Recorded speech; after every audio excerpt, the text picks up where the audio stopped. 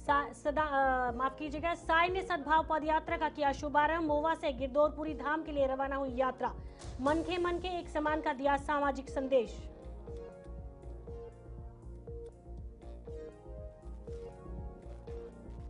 रायपुर सांसद ने डीआरएम में समीक्षा बैठक की। नई ट्रेन योजनाओं पर चर्चा। राजधानी जोधपुर, जयपुर और चिरमिरी बिचेली नई ट्रेन की मांग।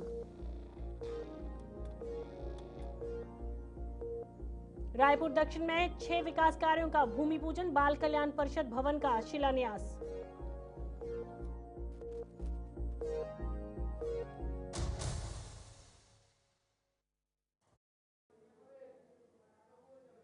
नमस्कार, छत्तीसगढ़ के बुलेटिन में आप सभी का स्वागत है। मैं हूं रेनू आपके साथ। तो चलिए शुरुआत करते हैं कुछ खास खबरों से। मुख्यमंत्री विष्णुदेव ने मोवा सतनाम भवन में विशाल सतनाम सद्भाव यात्रा पर शुभारंभ किया। उन्होंने धार्मिक विधि विधान के साथ पदयात्रा को गिरदौरपुरी धाम के लिए रवाना किया गया और इस अवसर पर जैतखाम पूजा कर गुरु घासीदास बाबा का स्मरण करते हुए प्रदेश की खुशहाली की कामना की गई। मुख्यमंत्री ने मन के एक समान के संदेश को सामाजिक समरसता से प्रेरणा बताया है।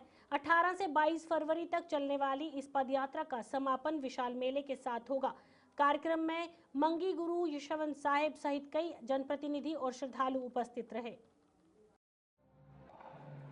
परम पूज्य बाबा गुरु घासीदास जी के चरणों में मैं सत नमन करता हूं और आज बड़ा सौभाग्य का विषय है छत्तीसगढ़ के लिए कि हमारे प्रदेश के जो मंत्री हैं गुरु खुशवंत साहब और सतनाम समाज के जो पदाधिकारी हैं उनके नेतृत्व में रायपुर से लेकर गिरदौरपुरी तक 5 दिवसीय सतनाम सद्भाव पदयात्रा का शुभारंभ आज यहाँ पर हुआ है।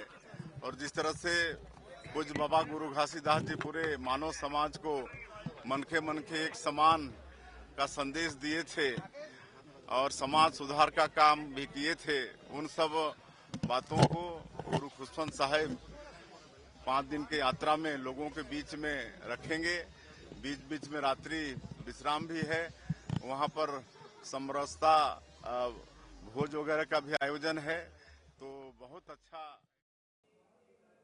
रायपुर सांसद बृजमोहन अग्रवाल ने दक्षिण पूर्व मध्य रेलवे अधिकारियों और अन्य सांसदों के साथ डीआरएम कार्यालय में समीक्षा बैठक की। बैठक में छत्तीसगढ़ के उच्च राजस्व योगदान को ध्यान में रखते हुए रायपुर दिल्ली स्लीपर वंदे भारत बिलासपुर रायपुर और रायपुर जबलपुर वंदे भारत सहित दुर्गा अंबिकापुर व बिलासपुर गोवा ट्रेन के प्रस्ताव पर चर्चा की गई।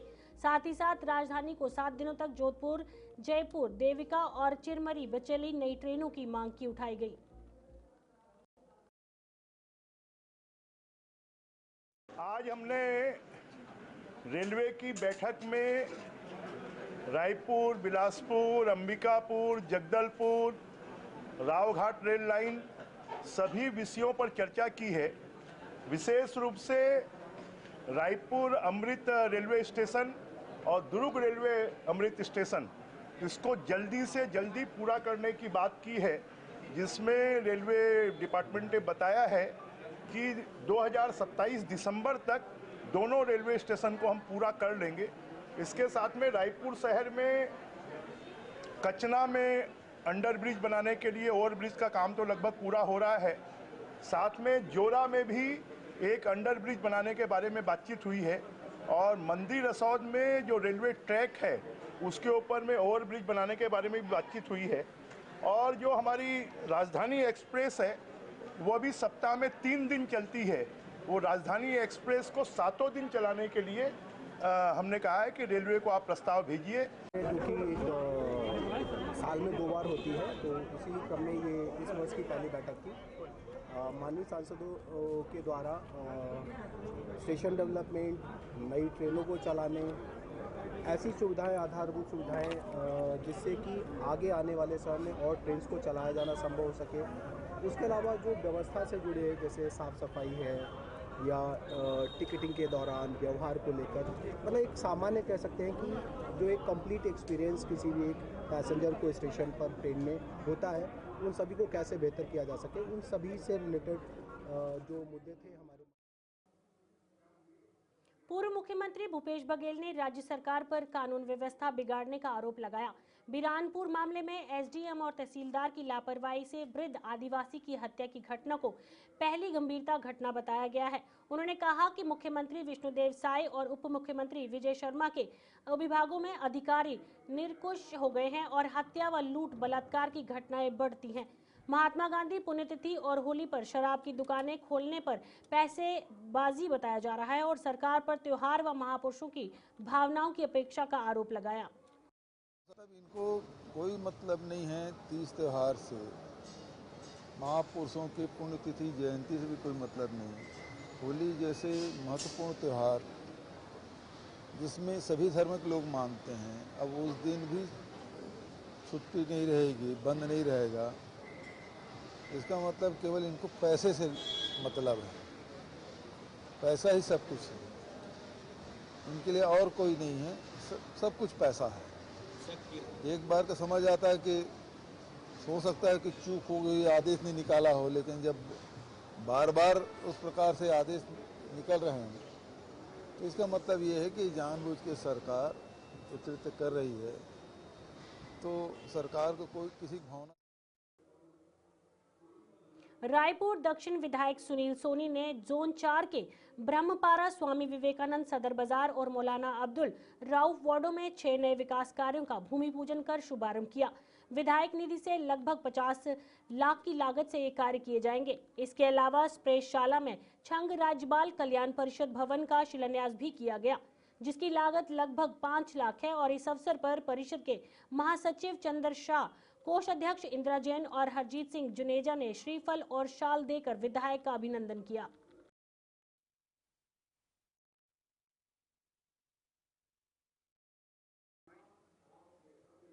विधायक पुरेंद्र मिश्रा ने कांग्रेस पर तीखा प्रहार करते हुए कहा है कि कांग्रेस रात दिन नए प्रयोग कर आंदोलन की धमकी देकर जनता को डराने की कोशिश कर रही है। उन्होंने जोर देकर कहा है कि जनता ने बीजेपी को पंचायत से सांसद तक आशीर्वाद दिया है और ये विष्णुदेव साय सरकार जनहित कार्य करेगी, चिंता की कोई बात नहीं।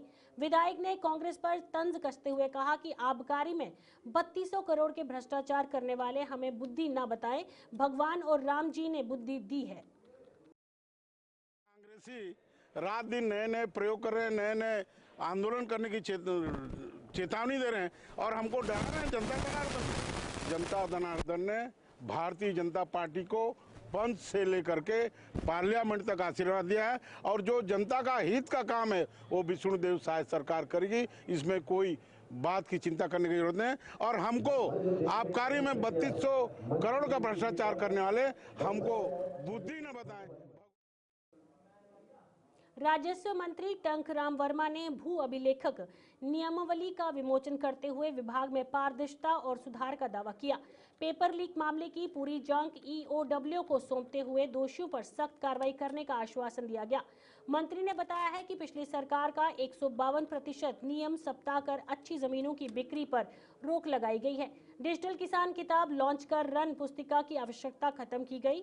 भूया पोर्टल पर B1 P2 रिपोर्ट की और पटवारी के डिजिटल हस्ताक्षर की सुविधा भी उपलब्ध करवाई गई है।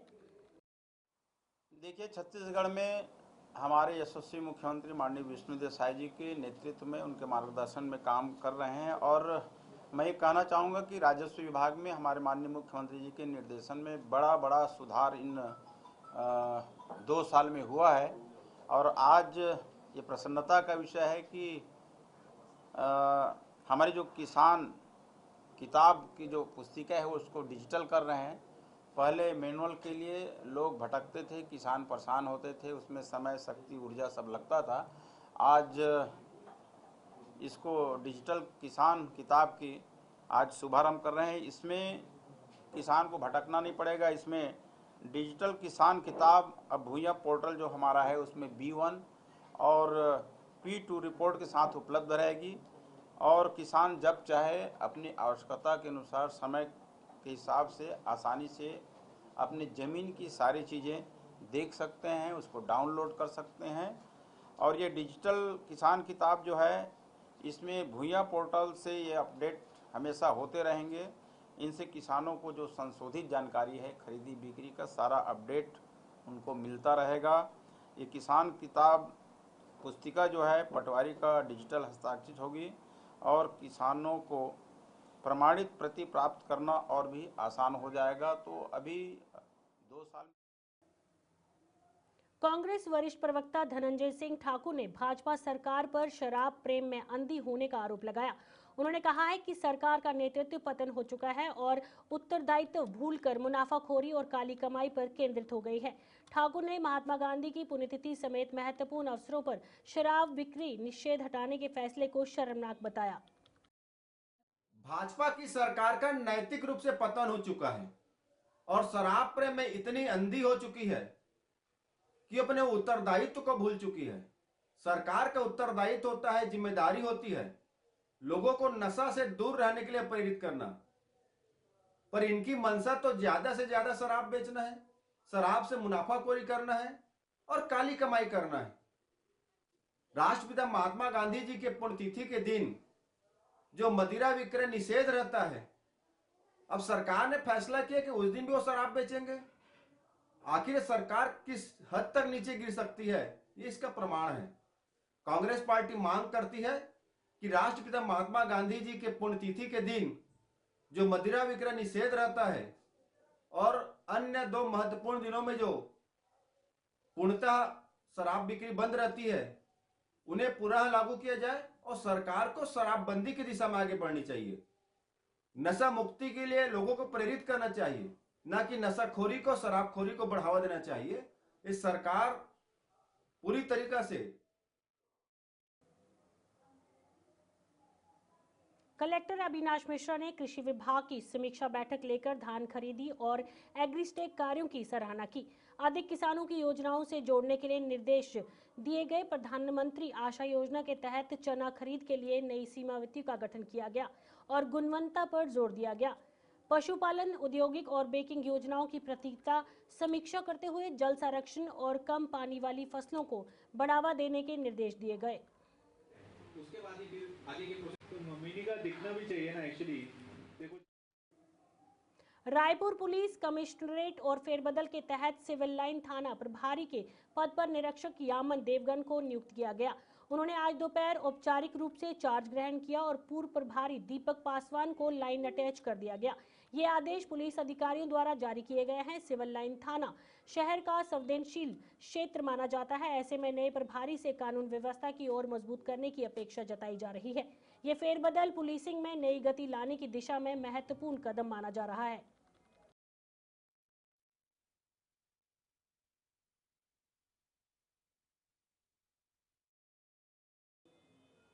महापौर मीनल चौबे के निर्देश पर मोहदापारा संडे बाजार की व्यवस्था में बदलाव किया गया है। नगरीय योजना विभाग अध्यक्ष मनोज वर्मा ने फेरी वालों के लिए साथ बैठक कर नई व्यवस्था लागू करने की जानकारी दी। अब सभी व्यापारियों के लिए पहचान पत्र रखना अनिवार्य होगा और बाजार सुबह 10 बजे तक ही संचालित किए जाएंगे। केके मार्ग पर पुलिस थाना में मस्जिद तक सफेद रोड मार्किंग के लिए भीतर ही ठेले लगने की अनुमति होगी। पार्किंग की व्यवस्था दुर्गा कॉलेज के पास महावीर गौशाला में की गई है और सड़क पर सामान फैलना, कचरा डालने पर प्रतिबंध। अधिकारियों ने जाम और गंदगी रोकने के लिए फेरी वालों से निगम और ट्रैफिक पुलिस को सहयोग करने की अपील की है।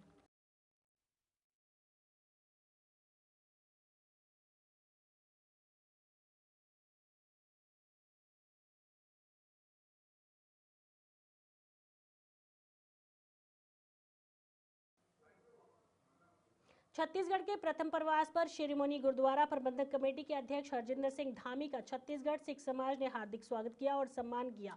इस अवसर पर प्रदेश अध्यक्ष सुखबीर सिंह सेहोत्री ने अपने पदाधिकारियों के साथ शॉल और सिरोपा भेंट कर सम्मानित किया।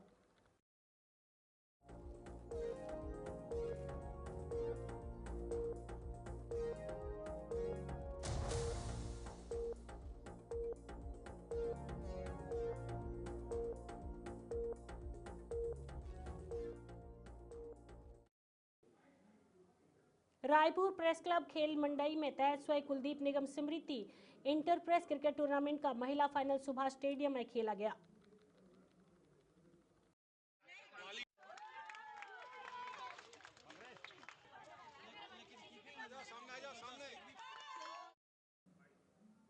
पिपरिया थाना क्षेत्र के सिंगनपुरी सोना बरसा मार्ग में 16 फरवरी दोपहर लूट की वारदात हुई। बेमतारा निवासी पार्वती वर्मा अपने पति के साथ मोटरसाइकिल से जा रही थी, तभी 4 लुटेरों ने कट्टा तानकर गले से सोने के हार व 2 झुमके और पतली माला छीन ली।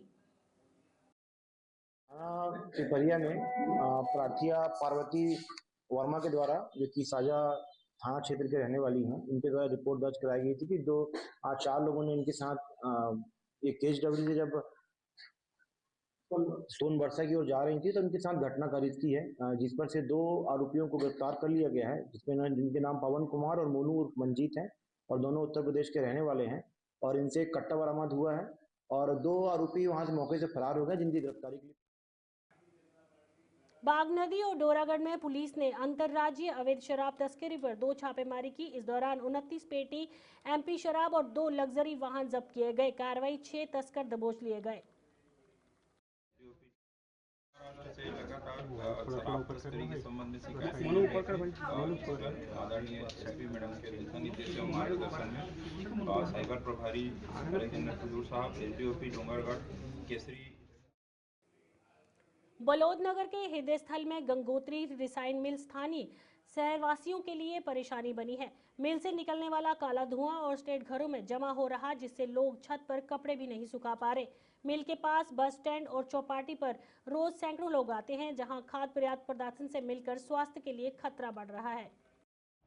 शहर के बीचों बीच जो स्थापित है राइस मिल, जो है गंगोत्री राइस मिल है, और बस स्टैंड के आसपास एरिया में इसका बहुत सारा डस्ट जो फैलता है और आसपास पे निवास करने वाले लोग भी बहुत परेशान है, जैसे गंजपारा है, आमापारा है, इसमें जो बहुत गंभीर।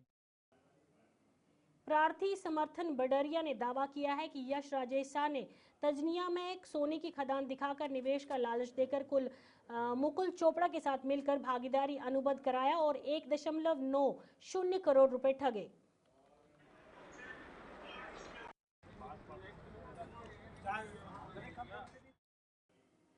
Raipur police commissioner doctor Sanjeev Shukla और कलेक्टर डॉक्टर गौरव सिंह ने निर्देश पर आयुक्त विश्वदीप, यातायात एसएसपी अजय कुमार, एएसपी विवेक शुक्ला और नगर निगम जोन 2, 4, 5 के आयुक्त की संयुक्त टीम ने टीम प्रहरी अभियान चलाया।